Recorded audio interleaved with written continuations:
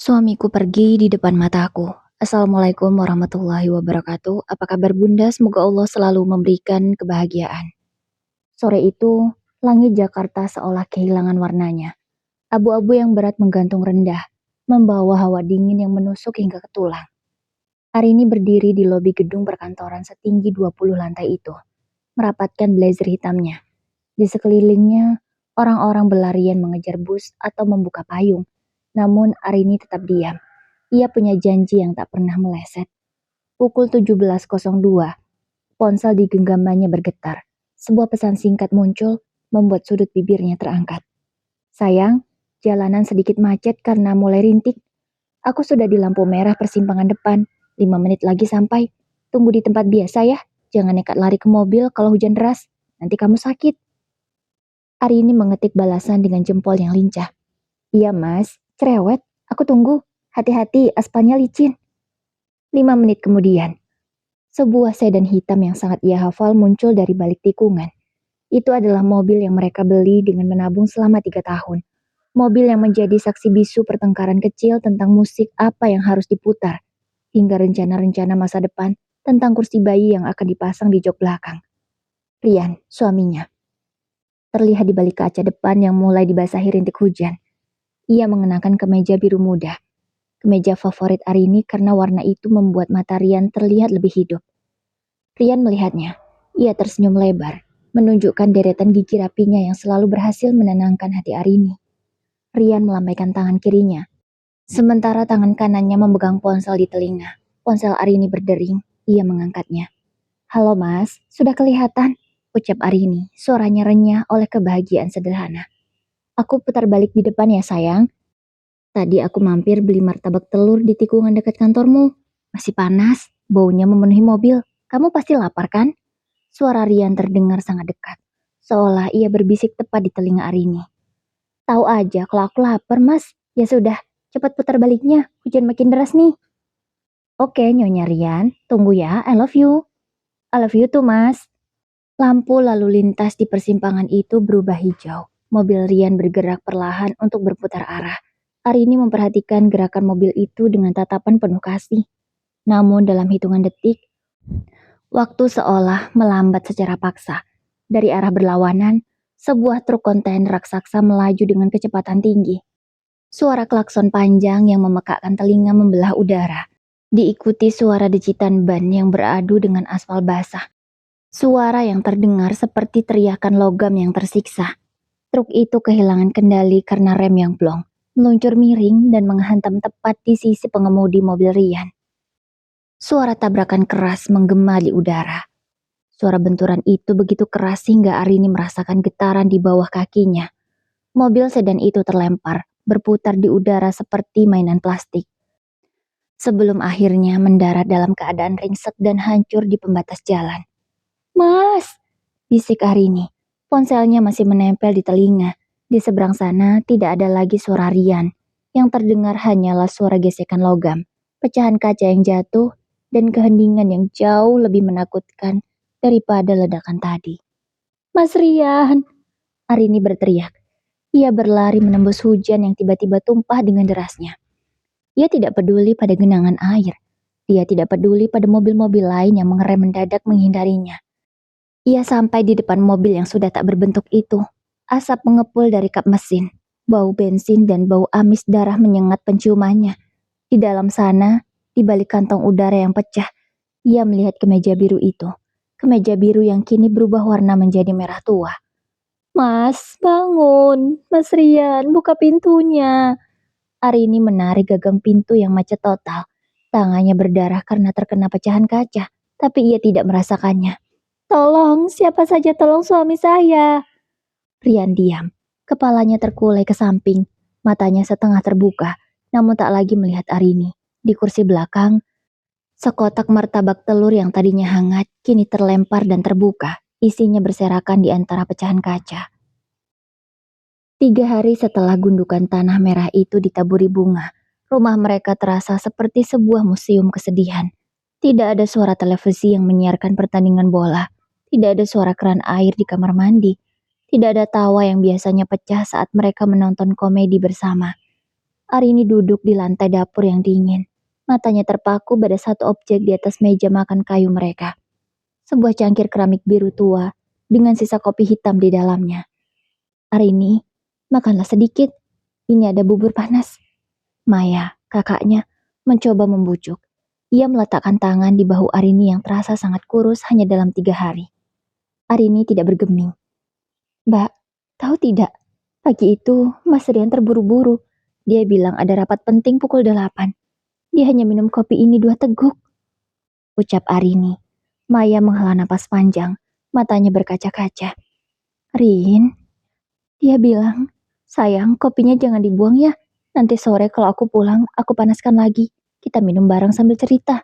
Begitu katanya Mbak. Arini menoleh ke arah kakaknya dengan tatapan kosong. Sekarang sudah sore ketiga. Kopinya sudah dingin sekali. Sudah ada jamur putih kecil di pinggirnya. Tapi aku tidak bisa membuangnya. Lanjut Arini. Kamu harus merelakannya, Rin. Rian tidak akan mau melihatmu seperti ini. Ucap Maya. Merelakan apa, Mbak?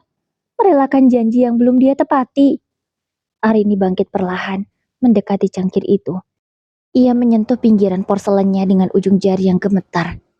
Cangkir ini adalah bukti kalau dia berniat pulang. Dia berniat kembali ke kursi ini. Kalau aku cuci cangkir ini, berarti aku menghapus jejak terakhirnya di rumah ini. Ucap Arini. Arini kemudian mengangkat cangkir itu, membawanya ke dadanya dan memeluknya erat seolah itu adalah tubuh suaminya. Ia menangis tanpa suara, bahunya berguncang hebat, air matanya jatuh, masuk ke dalam cangkir kopi yang basi itu. Kenapa kamu tidak habiskan kopimu, Mas? Bisiknya disela isak tangis. Kenapa kamu biarkan aku yang menghabiskan sisa umur ini sendirian? Di sudut ruangan, jam dinding terus berdetak. Setiap detiknya terasa seperti jarum yang menusuk jantung Arini, mengingatkannya bahwa waktu terus berjalan menjauh dari kenangan terakhirnya bersama Rian. Sementara ia sendiri terjebak, membeku bersama sebuah cangkir kopi yang tak pernah tandas. Malam adalah musuh terbesar Arini. Saat dunia menjadi sunyi, kenangan menjadi sangat berisik. Ia berdiri di depan lemari pakaian besar di kamar mereka. Perlahan ia membuka pintunya. Aroma parfum maskulin bercampur wangi deterjen segera menyeruak, memukul indranya dengan keras. Ia menarik keluar sebuah kemeja flanel kotak-kotak. Itu kemeja yang dipakai Rian saat mereka liburan terakhir kali ke Bandung sebulan yang lalu. Arini membenamkan wajahnya ke kain itu, menghirup dalam-dalam aroma yang tersisa di sana. Masih bau kamu, Mas? Bisiknya pada kain yang tak bernyawa. Ia teringat malam itu, saat mereka duduk di balkon hotel yang dingin.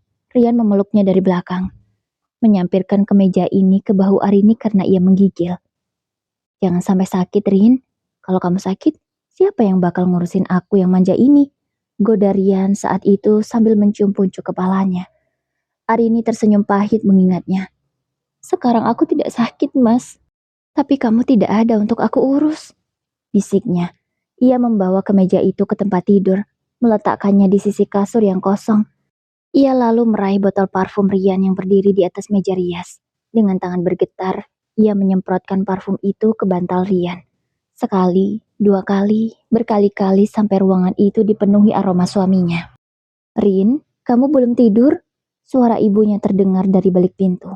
Ibunya sengaja menginap karena takut Arini melakukan hal yang nekat. Belum, Bu, sebentar lagi.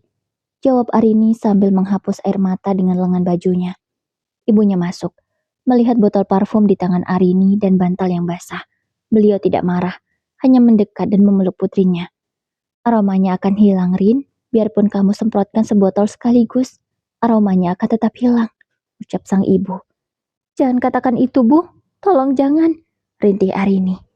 Kalau aromanya hilang, aku akan lupa bagaimana rasanya dipeluk dia. Aku akan lupa kalau dia pernah ada di sini. Dia tidak ada di aroma itu, Arini. Dia ada di sini. Ibu menyentuh dada kiri Arini. Tapi di sini sakit, Bu. Di sini rasanya seperti ada lubang besar yang tidak bisa ditutup. Arini menjerit pelan, meremas kemeja flanel itu. Setiap hari, aku bangun dan berharap ini semua cuma mimpi buruk. Aku berharap dia masuk ke kamar ini, mengacak rambutku, dan bilang, ayo bangun, pemalas, aku sudah buatkan roti bakar.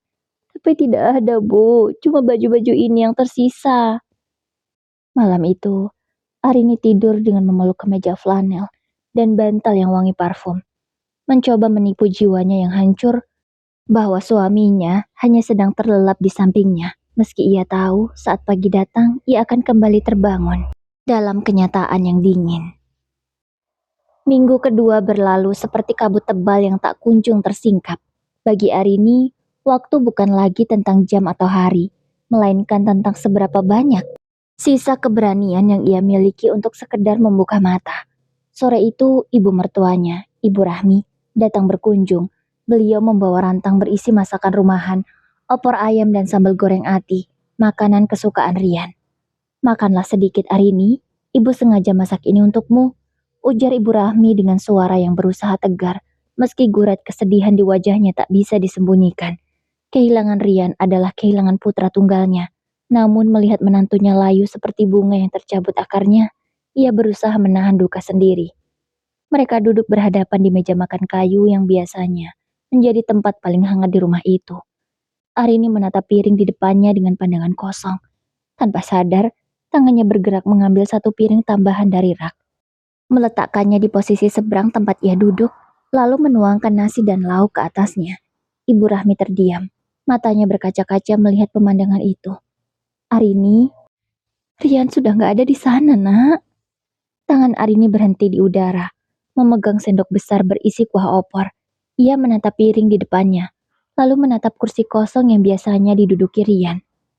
Aku lupa lagi, Bu, bisik Arini. Suaranya parau dan tipis. Rasanya baru kemarin Mas Rian duduk di sini, mengeluh kalau aku terlalu banyak menaruh merica di sopnya. Dia akan protes, tapi tangannya tetap menyuap nasi sampai habis karena katanya dia tidak mau masakan istri cantiknya sia-sia. Arini meletakkan sendok itu dengan gemetar.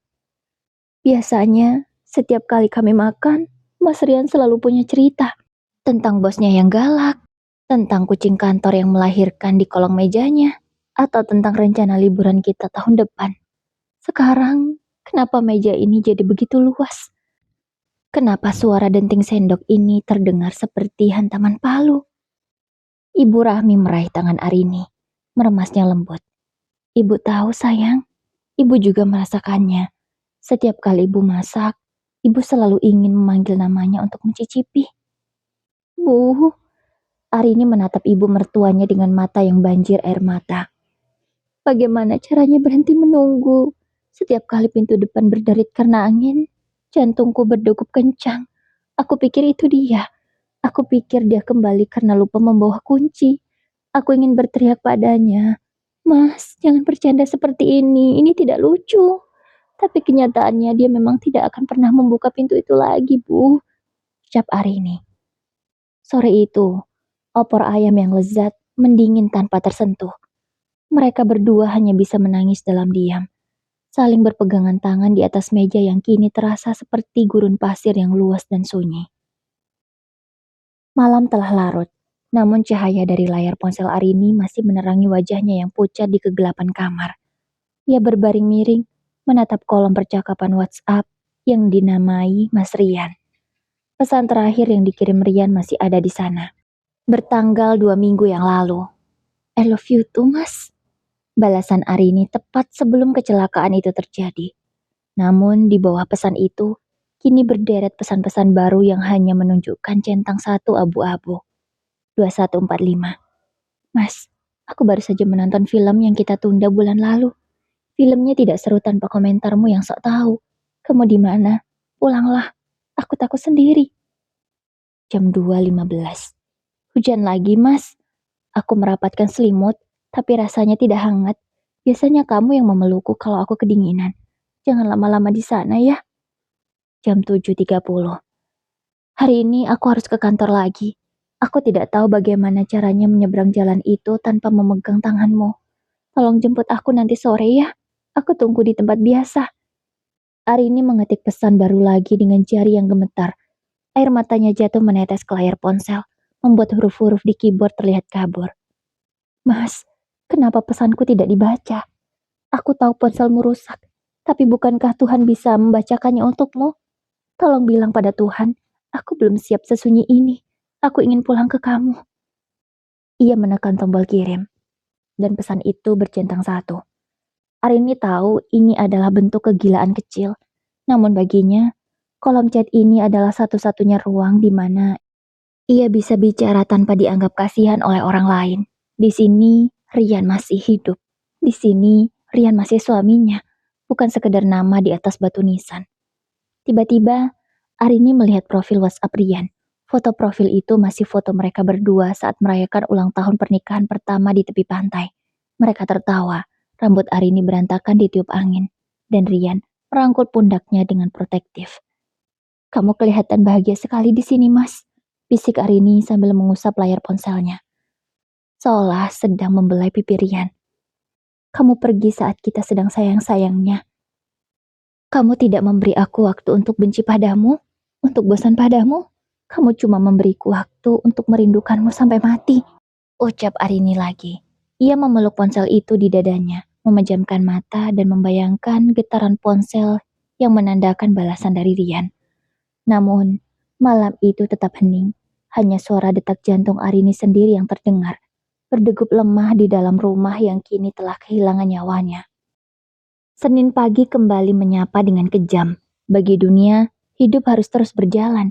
Namun bagi Arini, waktu seolah membeku di aspal basah 2 minggu yang lalu.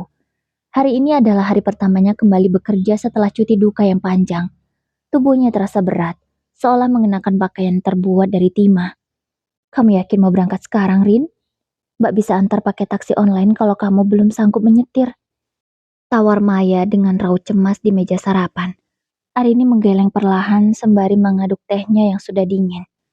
"Aku harus bisa, Mbak. Mas Rian paling tidak suka kalau aku menyerah. Dia selalu bilang aku perempuan kuat." Namun, keberanian itu runtuh saat taksi yang ia tumpangi mulai mendekati persimpangan besar menuju kantornya. Jantung Arini mulai berdegup kencang, menghantam rongga dadanya hingga ia merasa sesak nafas. Tangannya mencengkram tas kerja dengan sangat kuat, sampai buku jarinya memutih. "Pak, bisa lewat jalan tikus saja. Jangan lewat persimpangan depan," pinta Arini dengan suara gemetar. "Waduh, Mbak. Kalau lewat belakang macetnya minta ampun karena ada perbaikan jalan. Lewat sini sebentar saja kok. Lampunya sudah hijau," jawab supir taksi tanpa dosa. Taksi itu melaju, dan di sanalah tempatnya. Mata Arini terpaku pada pembatas jalan yang kini sudah diperbaiki. Namun masih menyisakan bekas goresan hitam dan sisa-sisa bunga tabur yang mengering di pinggir trotoar. Di titik itulah, mobil Rian hancur. Di titik itulah, lambaian tangan Rian terhenti selamanya. Arini seolah mendengar kembali suara dentuman logam yang memekakkan telinga. Ia melihat bayangan truk raksasa itu meluncur dalam ingatannya. Napasnya tersengal-sengal. "Mas," rintihnya pelan. Ia menutup matanya rapat-rapat dengan kedua telapak tangan. Namun gambaran kemeja biru yang berubah merah justru makin jelas di balik kelopak matanya. "Mbak, Mbak tidak apa-apa?" tanya supir taksi, melirik dari spion tengah karena mendengar isakan kecil. Arini tidak bisa menjawab. Dunianya berputar. Persimpangan itu bukan lagi sekedar jalan raya, melainkan sebuah monster yang telah menelan seluruh kebahagiaannya. Saat taksi akhirnya sampai di depan lobi kantor, Arini tidak segera turun. Ia menatap tempat ia berdiri sore itu, tempat di mana ia menunggu jemputan yang tak pernah sampai. "Aku sudah sampai, Mas," bisiknya pada kursi kosong di samping supir. "Tapi kenapa kamu tidak ada?" Ia turun dengan kaki lemas. Setiap langkah menuju lobi terasa seperti berjalan di atas pecahan kaca. Orang-orang menyapanya dengan tatapan kasihan. Sebuah tatapan yang paling Arini benci karena itu mengingatkannya bahwa ia kini adalah seorang janda, seorang wanita yang ditinggalkan. Malam itu, Arini merasa perlu melakukan sesuatu agar pikirannya tidak terus berputar pada kejadian di persimpangan. Ia memutuskan untuk mulai merapikan meja kerja Rian yang berada di pojok kamar mereka. Meja itu masih berantakan, persis seperti saat Rian meninggalkannya pagi itu. Ada beberapa dokumen kantor, pulpen yang tutupnya terbuka, dan kalender meja yang dilingkari pada tanggal 24 bulan depan. "Ada apa di tanggal 24?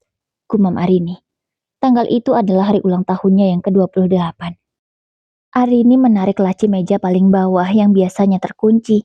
Ia ingat Rian selalu menyimpan kunci cadangannya di dalam kotak jam tangan tua. Setelah menemukannya, ia memutar kunci itu.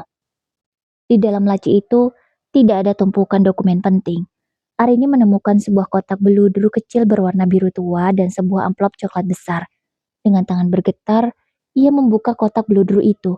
Sebuah cincin emas putih dengan mata berlian kecil berkilau tertimpa lampu kamar. Arini menutup mulutnya. Air matanya tumpah seketika. Di dalam kotak itu ada secari kertas kecil dengan tulisan tangan Rian yang khas, miring dan sedikit berantakan. Untuk Arini, pelabuhan terakhirku. Selamat ulang tahun yang ke-28. Aku tahu ini masih bulan depan. Tapi aku tidak tahan lagi membelinya sekarang. Cincin ini bukan sekedar perhiasan, tapi janji kalau aku akan selalu menjemputmu dimanapun kamu berada. Aku mencintaimu dulu, sekarang, dan selamanya. Rian. Kamu bohong, Mas.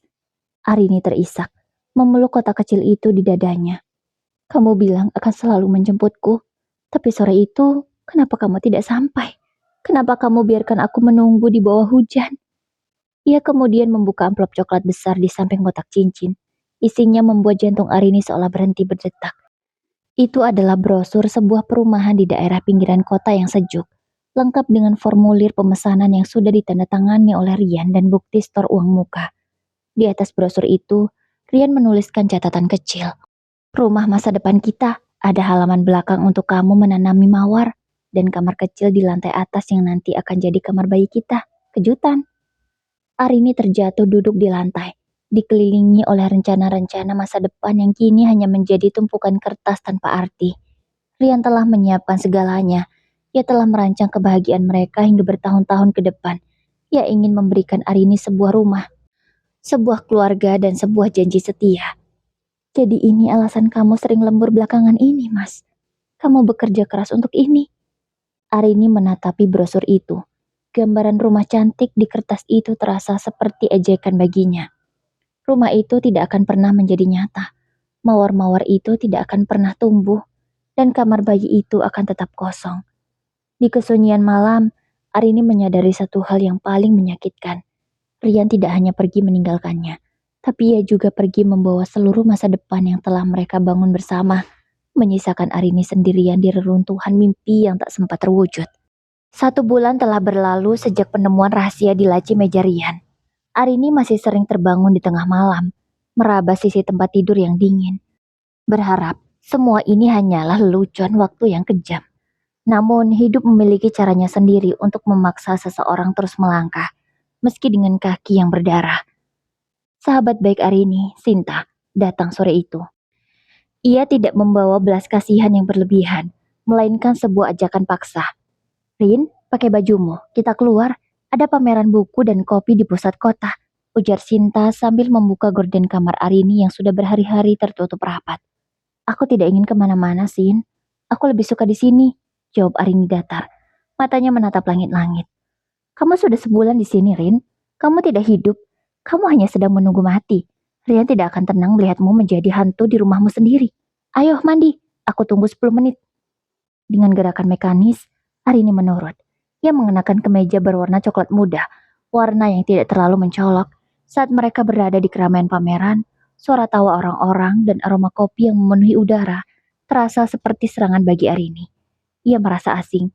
Bagaimana bisa dunia tetap berjalan seolah tidak terjadi apa-apa, padahal dunianya telah berhenti total. Di sebuah stand kopi, Sinta memesankan Arini cappuccino. Arini menyesapnya sedikit.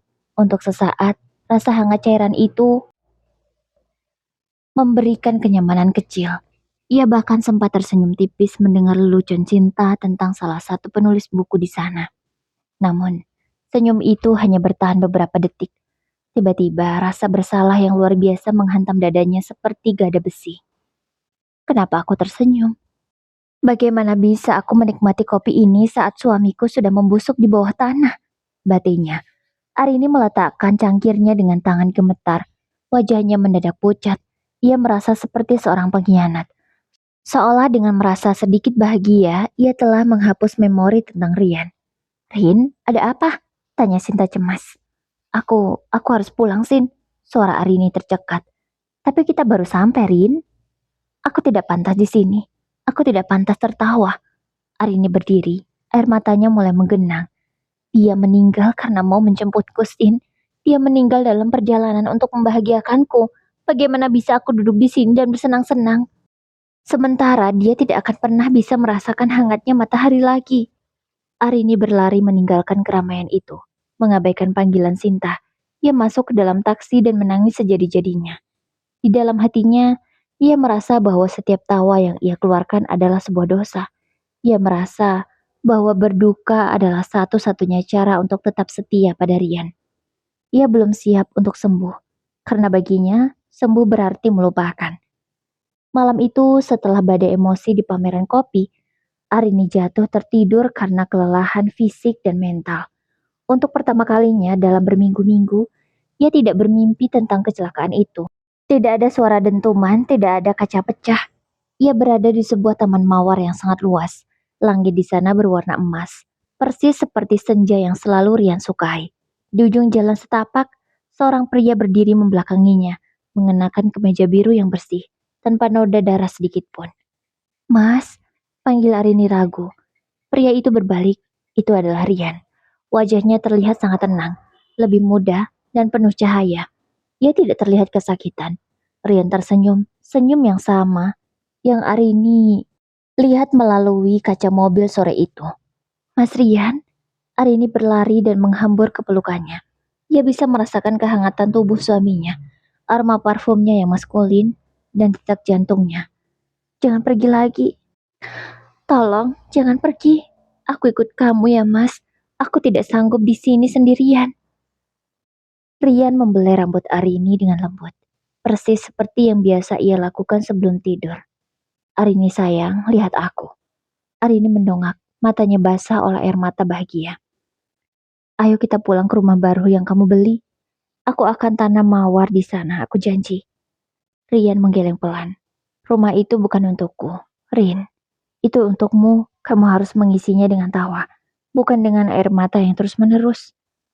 Tapi tidak ada kamu di sana, Mas. Aku selalu ada di sana, di setiap napas yang kamu ambil, di setiap kebaikan yang kamu lakukan. Tapi kamu tidak bisa terus memegang tanganku saat ini, Rin. Genggamanmu itu menahanku di sini dalam kesedihan. Rian perlahan melepaskan pelukannya dan melangkah mundur. Mas, jangan.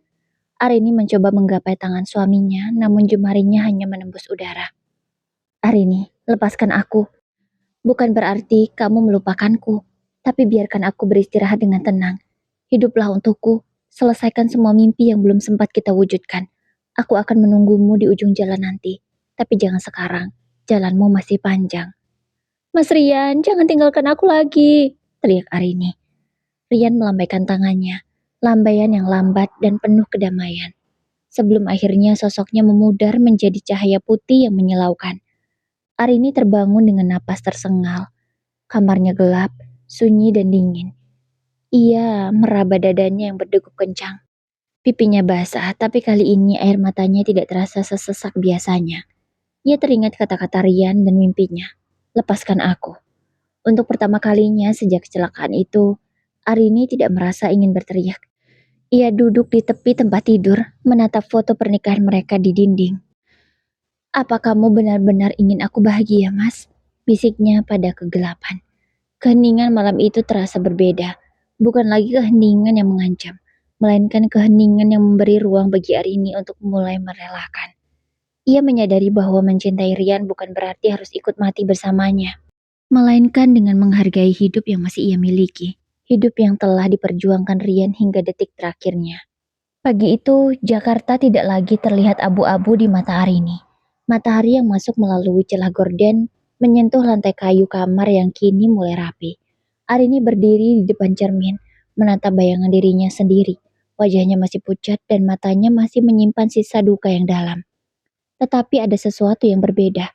Sebuah tekad kecil yang mulai menyala. Ia meraih kotak beludru biru dari laci meja kerja Rian. Dengan jari yang tenang, ia mengeluarkan cincin emas putih itu dan menyematkan di jari manisnya. Selamat ulang tahun untukku, Mas. Meski masih kurang 2 minggu lagi, aku ingin memakainya sekarang. Bisiknya pada cermin. Arini berjalan ke dapur.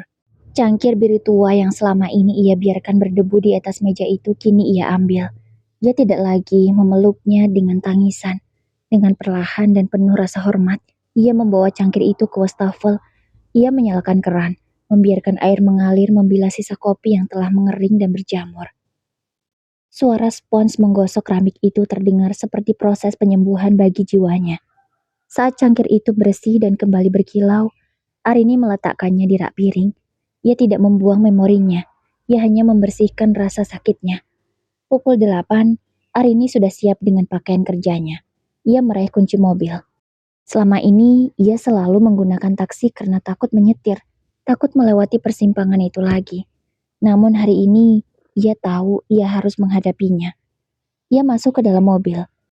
Mobil yang sudah ringsek itu diperbaikinya, karena mobil itu adalah perjuangan mereka berdua. Tak ada lagi aroma Rian di sana. Aroma itu digantikan oleh pengharum ruangan jeruk yang baru ia pasang. Ia menyalakan mesin, dan perlahan mobil itu bergerak keluar dari pekarangan rumah. Saat mendekati persimpangan yang menghantui mimpinya setiap malam, jantungnya mulai berpacu. Lampu lalu lintas berubah menjadi merah. Arini berhenti tepat di barisan paling depan. Di sebelah kanannya adalah titik di mana truk itu menghantam hidupnya. Ia menarik napas panjang, meletakkan tangannya di atas cincin pemberian Rian. "Aku tidak takut lagi, Mas. Kamu bersamaku kan?" Lampu berubah hijau. Arini menginjak gas. Ia melewati persimpangan itu dengan mata terbuka lebar. Tidak ada dentuman, tidak ada darah. Hanya ada aspal yang membentang luas menuju kantornya.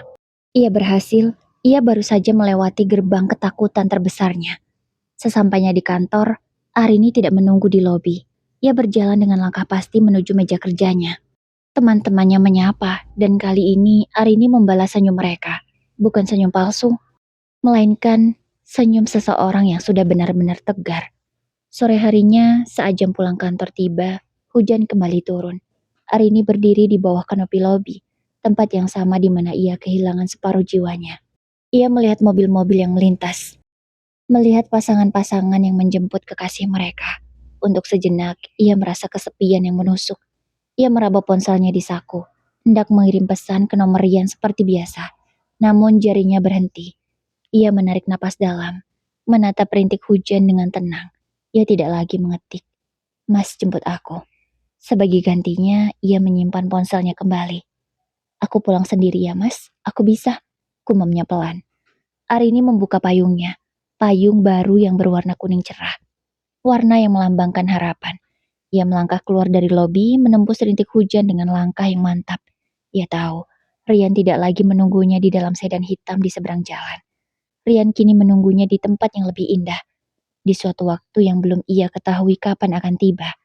Namun hingga saat itu tiba, Arini berjanji akan menjalani hidup dengan sebaik-baiknya. Ia akan menanam mawar itu. Ia akan mengisi rumah mereka dengan tawa. Ia akan membawa nama Rian dalam setiap kesuksesan yang ia raih. Suaminya memang telah pergi secara raga, tetapi ia tidak pernah benar-benar meninggalkan Arini. Karena cinta sejati tidak berhenti saat jantung berhenti berdetak. Ia terus hidup dalam setiap langkah orang yang ditinggalkan. Di bawah rintik hujan sore itu, Arini tidak lagi menunggu untuk dijemput. Ia telah menemukan kekuatannya untuk menjemput masa depannya sendiri.